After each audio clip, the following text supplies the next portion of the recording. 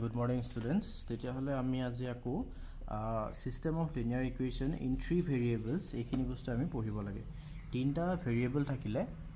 আমি কেনেকৈ linear equation এনৰ এটা system আমি কেনেকৈ solve কৰিম, ঠিক আছে? এতিয়া মই আগতে কৈছিলোঁ যে linear equation আৰু non-linear equation মানে কি? Linear equation মানে কি কৈছিলোঁ যে এনেকুৱা এটা equation যিটো equationৰ ভেৰিয়েবল বিলাকৰ পাৱাৰ বিলাক সদায় কি হয় 1 হয়। আৰু নন লিনিয়াৰ ইকুৱেশ্যন মানে যদি তাৰ ইকুৱেশ্যনটোত থকা ভেৰিয়েবল বিলাকৰ ম্যাক্সিমাম পাৱাৰ যদি কোনবা এটা ভেৰিয়েবলৰ পাৱাৰ 2 হৈ যায় বা 1 তকৈ যদি বেলেগ হৈ যায় তেতিয়াহ'লে তেনেকুৱা ইকুৱেশ্যনক আমি নন লিনিয়াৰ ইকুৱেশ্যন বুলি কওঁ। আৰু গ্ৰাফিক্যালি লিনিয়াৰ মানে সদায় আমি কি বুজো যে এডাল ষ্ট্ৰেইট লাইন। লিনিয়াৰ ইকুৱেশ্যন বিলাকে আমি যদি ম্যাথমেটিক্যালি ড্ৰ কৰোঁ তেতিয়াহ'লে আমাক এডাল ষ্ট্ৰেইট লাইনৰ এই গ্ৰাফিক্যালি এডাল ষ্ট্ৰেইট লাইন দিয়ে। আৰু যদি নন লিনিয়াৰ ইকুৱেশ্যন এটা আমি যদি গ্ৰাফিক্যালি চাব বিচাৰো হি কি বুজাই আছে তেতিয়া সদায় এনেকুৱা ধৰণৰ এটা কাৰ্ভ দিয়ে। তাৰ মানে আমি এটা কথা বুজিব পাৰো যে এটা ৰাস্তা যদি আমাৰ একদম সিধাসিধি হয় কোটো বেকা নাথাকে তেতিয়াহ'লে হেতু আমি লিনিয়াৰ ৰোড বুলি ক'ব পাৰো। আৰু যদি হি বেকাবেকি হয় তেতিয়াহ'লে তাক আমি নন লিনিয়াৰ বুলি ক'ব পাৰিম। তাৰ মানে লিনিয়াৰ মানে হৈছে ষ্ট্ৰেইট আৰু নন লিনিয়াৰ মানে হৈছে যিবিলাক ষ্ট্ৰেইট নহয়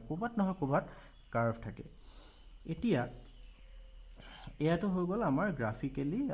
লিনিয়াৰ আৰু নন লিনিয়াৰ ইকুৱেশ্যন বিলাকে আসলে কি বুজায় সেই কথাটো মই তোমালোকক কৈ ললো। ইয়াৰ পিছত নেক্সট আহিব যে আমাৰ যদি তিনটা ভেৰিয়েবল ইয়াত মই তোমালোকক এক্সাম্পল লিখি থৈছো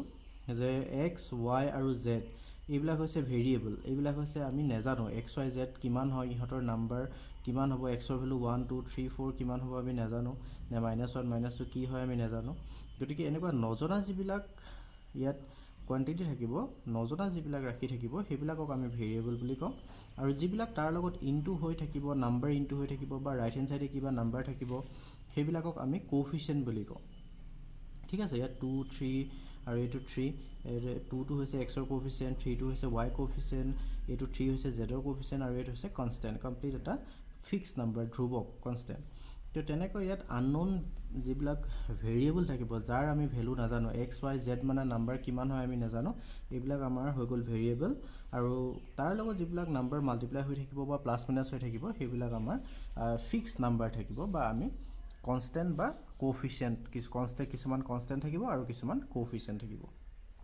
এতিয়া এই সিস্টেমটো যদি চাও ইয়াত আমাৰ কেইটা ইকুৱেশ্যন আছে তিনটা আছে আৰু ভেৰিয়েবল কেইটা আছে তিনটা আছে। তোমালোকক মই এইখিনিতে আৰু এটা কথা কৈ থওঁ যে যদি আমাৰ এটা ইকুৱেশ্যনত যদি তিনটা ভেৰিয়েবল থাকে তেতিয়াহ'লে সেই ভেৰিয়েবল তিনটাৰ ভ্যালু তুমি সলভ কৰিবৰ কাৰণে তোমাক মিনিমাম তিনটা ইকুৱেশ্যন লাগিব। তাতকৈ বেছি হলেও হ'ব কিন্তু মিনিমাম তিনটা লাগিব। তোমাক যদি ভেৰিয়েবল তিনটা দিয়া আছে কিন্তু ইকুৱেশ্যন তোমাক দুটা দিয়া আছে তেতিয়াহ'লে তুমি কমপ্লিটলি বা এক্স্যাক্টলি তুমি সলভ কৰিব নোৱাৰিবা। ঠিক আছে, তাৰ মানে x y z তিনটা ভেৰিয়েবল দিয়া আছে কিন্তু তোমাক এই 3 নম্বৰ ইকুৱেশ্যনটো বাদ দি পেলাই তোমাক অকল এই দুটা ইকুৱেশ্যন দিয়া আছে তেতিয়া নোৱাৰিবা। তাৰ মানে নাম্বাৰ অফ ভেৰিয়েবলস বা number of unknown quantities equal to number of equations হলেহে আমি এক্সাক্ট সলিউশন টো উলিয়াব পাৰিম। তো এতিয়া আমাক যদি এনেকুৱা ধৰণৰ এটা এক্সাম্পল দিয়া থাকে তিনটা ভেৰিয়েবলৰ আৰু তিনটা এনেকুৱা ইকুৱেশ্যন থকা যদি আমাক এক্সাম্পল দিয়ে তেতিয়াহ'লে আমি কেনেদৰে এটো সলভ কৰিম কি মেথড লগাই সলভ কৰিম এই টু ভেৰিয়েবলত সলভ কৰা মেথড লগাম নে বেলেগ মেথড লগাম। এটা টু ভেৰিয়েবলত আমি যেটো মেথড লগাইছিলো মেথড অফ সাবস্টিটিউশন সেইভাগেও এটো সলভ কৰিব পাৰি কিন্তু হেতু যথেষ্ট দীঘলীয়া হৈ যায়। গতিকে আমি কি কৰিম এতিয়া এটা অল্টাৰনেট মেথড যেটো মেথড আমাক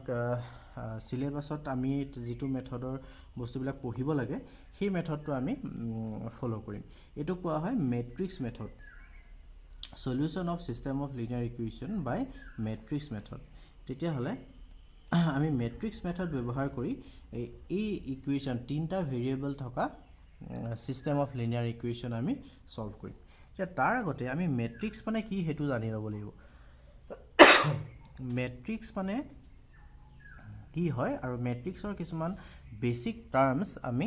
কেনেকৈ ডিফাইন কৰে সেই কথাটো আমি জানি ল'ব লাগিব। তেতিয়াহ'লে মেট্ৰিক্স মানে কি হয় সো মেট্ৰিক্স মানে হৈছে যে কিছুমান নাম্বাৰ বা কিছুমান এলিমেন্টস আমি যদি কিছুমান পাৰ্টিকুলাৰ ৰো আৰু কিছুমান পাৰ্টিকুলাৰ কলমত আমি সজাও ৰো মানে হৈছে এনেকুৱা ধৰণে লিখাবিলাকক ৰো বুলি কোৱা হয় আৰু এনেকুৱা ধৰণৰ এইবিলাক ৰো আৰু এনেকুৱা ভাৰ্টিকেলি আমি যেতিয়া লিখিম তে এইবিলাকক কোৱা হয় কলম এনেকৈ পেলাই হৰাইজণ্টেলি যিবিলাক আমি লিখিম এইবিলাক কোৱা হয় ৰ' আৰু এনেকুৱা ধৰণৰ যিবিলাক লিখিম সেইবিলাক কোৱা হয় কলম ঠিক আছে ভাৰ্টিকেলবিলাকক কলম কোৱা হয় এনেকুৱাবিলাকক ৰ' বুলি কোৱা হয় চ' কিছুমান এলিমেণ্টবিলাক যেতিয়া আমি এনেকুৱা কিছুমান ৰ'ত আমি সজাম আৰু কিছুমান এনেকৈ কলমত সজাম তেতিয়া এই মেথমেটিকেল এক্সপ্ৰেশ্যনটোক আৰু আমি কি বুলি কওঁ মেট্ৰিক্স বুলি কওঁ এই মেথমেটিকেল ৰিপ্ৰেজেণ্টেশ্যনটোকে আমি কি বুলি কওঁ মেট্ৰিক্স বুলি কওঁ গতিকে মেট্ৰিক্স মানে কি আৰু লগতে এইটো কথা তোমালোকক মই কৈ দিছোঁ যে মেট্ৰিক্সটো যিখিনি তুমি এলিমেণ্ট এনেকুৱা ধৰণে সজালা সেই এলিমেণ্টখিনি তুমি কেনেকুৱা এটা বাউণ্ডেৰী দিব লাগিব এনেকুৱা ধৰণৰ চিম্বলৰে এনেকুৱা ধৰণে তুমি আগুৰি দিব লাগিব বা এনেকুৱা ধৰণেও আমি এইটো চিম্বলো ব্যৱহাৰ কৰা হয় ঠিক আছে এইটো চিম্বলো আমাৰ কিতাপবিলাকত ব্যৱহাৰ কৰা হয় আমি যিকোনো এটা ফ'ল' কৰিম আমি এইটো চিম্বলে আমি ব্যৱহাৰ কৰিম গতিকে এই চিম্বলটোৰ ভিতৰত আমি যদি কিছুমান ৰ' আৰু কিছুমান কলমত কিছুমান নাম্বাৰ হওক বা এলিমেণ্ট হওক আমি সজাওঁ তেতিয়াহ'লে সেই ৰিপ্ৰেজেণ্টেশ্যনটোক আমি কি বুলি কওঁ সেইটোক আমি কওঁ মেট্ৰিক্স বুলি কওঁ তেনেকুৱা মেথমেটিকেল ৰিপ্ৰেজেণ্টেশ্যন ইজ কল তেনেকুৱা মেথমেটিকেল ৰিপ্ৰেজেণ্টেশ্যনটোকে আমি কি বুলি কওঁ মেট্ৰিক্স বুলি কওঁ এতিয়া ফৰ এক্সাম্পল আমি ল'ব পাৰোঁ আমি এটা কথা ল'ব পাৰোঁ এটা মেট্ৰিক্স আমি ল'ব পাৰোঁ ছাপ'জ 4 5 6 এই তিনিটা নাম্বাৰ আমি সজালোঁ ইয়াত 7 8 1 3 2 5 এতিয়া চোৱা আৰু আমি কি কৰিলোঁ এইটো ক্ল'জ কৰি দিলোঁ এইটো এতিয়া হৈ গ'ল ৰ' এই ৰ'টোত এইটো ফাৰ্ষ্ট ৰ' ঠিক আছে এইটো আমাৰ কি হ'ল ফাৰ্ষ্ট ৰ' আৰু এইটো কি ৰ' এইটো ছেকেণ্ড ৰ' এইটো হৈ যাব ছেকেণ্ড ৰ' আৰু এইটো কি হৈ যাব এইটো হৈ যাব আমাৰ থাৰ্ড ৰ' এইটো হৈ গ'ল থাৰ্ড ৰ' তেনেকৈ আমি এইটো ফাৰ্ষ্ট কলম বুলি ক'ব পাৰোঁ এইটো কলম ফাৰ্ষ্ট কলম এইটো আমাৰ হৈ গ'ল ফাৰ্ষ্ট কলম এইটো হৈ গ'ল আমাৰ ছেকেণ্ড কলম আৰু এইটো হৈ গ'ল আমাৰ থাৰ্ড কলম গতিকে আমাৰ ইয়াত কেইটা ৰ' আছে তিনিটা ৰ' আছে এইটো আৰু কলম কেইটা আছে এটা দুটা তিনিটা আৰু আমি এইটো চিম্বলৰ সহায়ত যে লিখিলোঁ গোটেই নাম্বাৰখিনি ৰ' আৰু কলমত সজাই থোৱা নাম্বাৰখিনি তেতিয়াহ'লে এই গোটেই আমাৰ মেথমেটিকেল এক্সপ্ৰেশ্যন বা ৰিপ্ৰেজেণ্টেশ্যনটোক আমি কি বুলি কওঁ মেট্ৰিক্স বুলি কওঁ চ' এইটো এটা মেট্ৰিক্স এতিয়া চোৱা এতিয়া মেট্ৰিক্সটো মই আকৌ এবাৰ লিখি দিছোঁ 4 5 6 আছিলে 7 8 1 আছিলে আৰু 3 2 আৰু 5 আছিলে তেতিয়াহ'লে ইয়াত ৰ' কেইটা আছে চোৱা ৰ' এটা দুটা তিনিটা আছে প্ৰথমতে ইয়াত তুমি সদায় নাম্বাৰ অফ ৰ' কিমান আছে লিখিম তাৰপিছত ক্ৰছ চিন দিম আৰু ইয়াত কেইটা কলম আছে সেইটো লিখিম তাৰমানে ৰ' আছে তিনিটা আৰু কলম আছে তিনিটা তেতিয়াহ'লে ৰ' ক্ৰছ কলম এইটো কোৱা হয় ৰ' বাই কলম এইটো বাই বুলি কোৱা হয় তাৰমানে 3/3 আৰু এই যে লিখিলোঁ 3/3 এইটো কোৱা হয় অৰ্ডাৰ অফ দ্য মেট্ৰিক্সটোৰ কি বুলি কোৱা হয় অৰ্ডাৰ বুলি কোৱা হয় এই মেট্ৰিক্সটো অৰ্ডাৰ বুলি কোৱা হয় গতিকে আমি শিকিলোঁ যে মেট্ৰিক্সবিলাক কি হয় মেট্ৰিক্স মানে হৈছে যে কিছুমান নাম্বাৰ বা এলিমেণ্টছক যদি আমি কিছুমান পাৰ্টিকুলাৰ ৰ' বা কলমছত সজাই পেলাই আমি দুডাল ব্ৰেকেটৰ ভিতৰত এনেকুৱা ধৰণে লিখোঁ তেতিয়াহ'লে আমি কি হয় উইদিন ছাম ব্ৰাছেছ আমি যদি এনেকৈ পেলাই এলিমেণ্টবিলাকক লিখোঁ তেতিয়াহ'লে তাকে আমি কি বুলি কওঁ সেই তেনেকুৱা মেথমেটিকেল ৰিপ্ৰেজেণ্টেশ্যন বা এক্সপ্ৰেশ্যনটোকে আমি কি বুলি কওঁ মেট্ৰিক্স বুলি কওঁ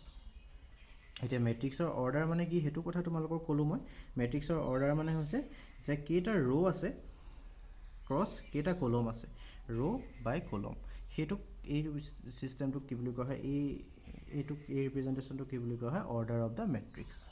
ঠিক আছে এতিয়া এক্সাম্পল আৰু এটা তোমালোকক মই দিওঁ অৰ্ডাৰ অফ দ্য মেট্ৰিক্স কিমান হয় তোমালোকে ক'ব পাৰিবা ছাপ'জ A B C এই তিনিটা এলিমেণ্ট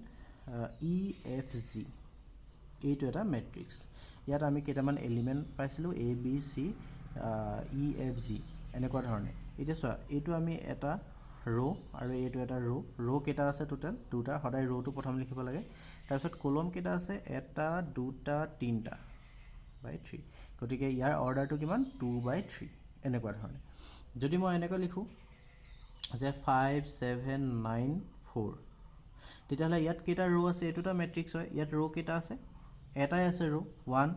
আৰু কলম কেইটা আছে এনেকৈ চাবা 1 2 3 4 4টা আছে সো ইয়াৰ অৰ্ডাৰটো কি এটো 1/4 ঠিক আছে 1/4 আৰু এটো যেহেতু ৰো এটাই আছে গতিকে এই ম্যাট্ৰিক্সটোক আমি কি বুলি কওঁ ৰো ম্যাট্ৰিক্স বুলিও কয় ৰো ম্যাট্ৰিক্স যদি ৰো এটা থাকে তেতিয়া হলে আমি তাক ৰো ম্যাট্ৰিক্স বুলি কয় ঠিক একেদৰে যদি এনেকুৱা ধৰণৰ হয় বলে 4 5 8 9 তেতিয়া হলে ইয়াত ৰো কেটা আছে তুমি সদায় ৰোটো এনেকৈ যাবা হৰাইজন্টেলি যাবা ৰো কেটা আছে 1 2 3 4 ৰো আছে 4টা কলম কেটা আছে এটাই আছে কলম আছে এটা ইয়াত 1 নাম্বাৰ অফ কলম 1 যেটা নাম্বাৰ অফ কলম 1 হয় তেতিয়া হলে এনেকুৱা ধৰণৰ ম্যাট্ৰিক্সটোক আমি কওঁ কলম ম্যাট্ৰিক্স বুলি কয় হেতু কিটা কথা আমি মনত ৰাখিব লাগিব এটা হৈছে ৰো ম্যাট্ৰিক্স যদি ৰো এটা থাকে আৰু যদি কলম এটা থাকে তেনেকুৱা ম্যাট্ৰিক্সক আমি কলম ম্যাট্ৰিক্স বুলি কওঁ ঠিক আছে সো এইখিনি হৈ গ'ল আমাৰ ম্যাট্ৰিক্সৰ ৰিপ্ৰেজেন্টেশন আৰু order of A matrix next আৰু এটা মই ম্যাট্ৰিক্স তোমালোকক চিনাকি কৰাই দিওঁ হেতু কোৱা হয় আইডেন্টিটি ম্যাট্ৰিক্স বুলি কোৱা হয় আইডেন্টিটি ম্যাট্ৰিক্স বুলি কোৱা হয় এটা আইডেন্টিটি ম্যাট্ৰিক্স মানে কি হেতুক আমি চোৱা ম্যাট্ৰিক্স বিলাকক সদায় আমি এতিয়া কিছুমান সিম্বলৰে বুজোৱা হয় যেনে ক্যাপিটাল তাৰমানে ইংলিশ এলফাবেট ইউজ কৰো আমি বুজাবৰ কাৰণে এই ম্যাট্ৰিক্সটোৰ নাম মই এ দিলো এই ম্যাট্ৰিক্সটোৰ নাম মই বি দিব পাৰো এই ম্যাট্ৰিক্সটোৰ নাম মই সি দিব পাৰো তেনেকৈ আমি এটা ম্যাট্ৰিক্স লওঁ যাৰ নামটো আই দিওঁ যেহেতু এটা আইডেন্টিটি ম্যাট্ৰিক্স গতিকে আমি তাৰ নামটো আই পৰা আই থৈছো আইৰ পৰা আইডেন্টিটিৰ পৰা আই আহিছে আইডেন্টিটি ম্যাট্ৰিক্সটো কি হ'ব লাগে সদায় নাম্বাৰ অফ কলম আৰু নাম্বাৰ অফ ৰো সমান হ'ব লাগিব যদি নাম্বাৰ অফ ৰো 2 হয় নাম্বাৰ অফ কলমো 2 হ'ব লাগিব নাম্বাৰ অফ যদি ৰো 3 হয় তেতিয়া হলে নাম্বাৰ অফ কলমো 3 হ'ব লাগিব নাম্বাৰ অফ ৰো যদি 4 হয় তেতিয়া হলে নাম্বাৰ অফ কলমো তোমাৰ কিমান হ'ব লাগিব 4 হ'ব লাগিব সো নাম্বাৰ অফ ৰো আৰু নাম্বাৰ অফ কলম সমান হ'ব লাগিব যেটো আমি স্কয়াৰ ম্যাট্ৰিক্স বুলিও কওঁ আচ্ছা এতিয়া মই এটা 3/3 তোমাৰ আইডেন্টিটি ম্যাট্ৰিক্সটো কেনেকুৱা হ'ব লিখিম এতিয়া চাবা 3/3 আইডেন্টিটি ম্যাট্ৰিক্সটো এনেকুৱা হয় ইয়াৰ যিবিলাক এন্ট্ৰি হয় সেই এন্ট্ৰি বিলাক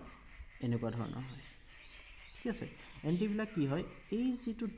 এই এনেকৈ প্লাই আছে এইটোক আমি জানো যে ডায়াগোনাল বুলি কয় আমি পাইছো আগতে ডায়াগোনাল কি হয় পাইছো এনেকুৱা ধৰণে থকা বা এনেকুৱা ধৰণে থকা বিলাকক ডায়াগোনাল বুলি কয় কিন্তু আমি সদায় এই ডায়াগোনালডাল হলম এইডাল নলওঁ দেই এইডালক কোৱা হয় প্ৰিন্সিপাল ডায়াগোনাল আৰু ম্যাট্ৰিক্সৰ ক্ষেত্ৰত এইটোহে ডায়াগোনাল বুলি কোৱা হয় এইটোক কোৱা নহয় গতিকে এই যেটো ডায়াগোনাল এলিমেন্ট এই ডায়াগোনাল এলিমেন্ট বিলাক 1 1 1 হ'ব লাগিব আৰু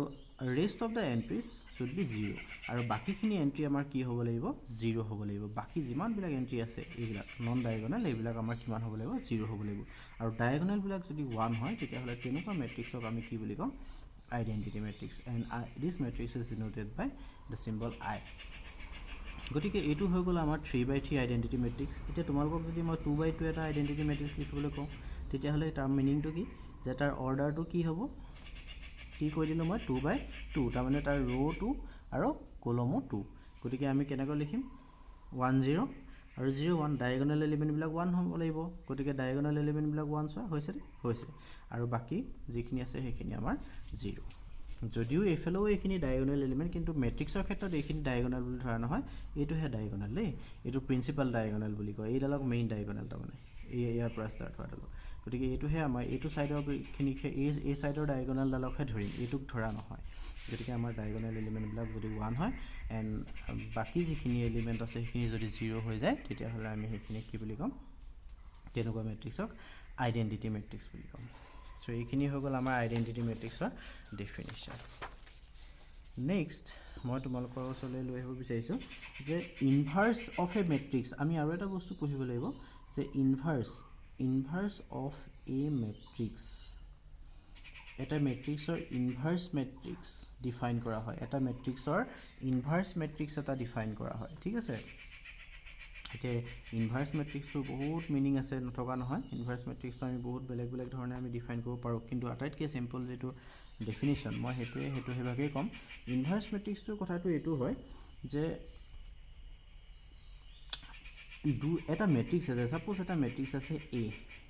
ঠিক আছে এটা ম্যাট্ৰিক্স আছে A এতিয়া এই ম্যাট্ৰিক্সটো মই ধৰি ললো এই ম্যাট্ৰিক্সটো A B C E F G H I J এইবিলাক কিবা কি নাম্বাৰ হ'ব পাৰে এইবিলাক নাম্বাৰ থকা এটা ম্যাট্ৰিক্স আৰু ইয়াৰ অৰ্ডাৰটো হৈ গ'ল আমাৰ 3/3 ঠিক আছে তেতিয়া হলে ইয়াৰ যেটো ইনভাৰ্স ম্যাট্ৰিক্স হ'ব ইয়াৰ আমি সদায় এটা ইনভাৰ্স ম্যাট্ৰিক্স উলিয়াব পাৰো ঠিক আছে এই মেট্ৰিক্সটো আমি এটা ইনভাৰ্স মেট্ৰিক্স উলিয়াব পাৰোঁ সেই ইনভাৰ্স মেট্ৰিক্সটো কেনেকুৱা ধৰণে ডিফাইন কৰা হয় বা কেনেকুৱা ধৰণে উলিওৱা হয় সেইটো আমি পিছত পঢ়িম কিন্তু কেনেকুৱা ধৰণে ডিফাইন কৰা হয় বেলেগ এটা মেট্ৰিক্স বিক আমি এ ইনভাৰ্স মেট্ৰিক্স বুলি ক'ম যদিহে এ আৰু বি দুইটা মেট্ৰিক্স মাল্টিপ্লাই কৰি আমি অলপ আগত যে পঢ়িছিলোঁ যেটো আইডেন্টিটি মেট্ৰিক্স ৰিজাল্টটো যদি ইনটু এ আৰু বি যদি ইনটু কৰি আমি এটো ৰিজাল্টটো আইডেন্টিটি মেট্ৰিক্স পাই যাওঁ তেতিয়াহ'লে আমাৰ এই যেটো বি মেট্ৰিক্স কাৰ লগত মাল্টিপ্লাই কৰি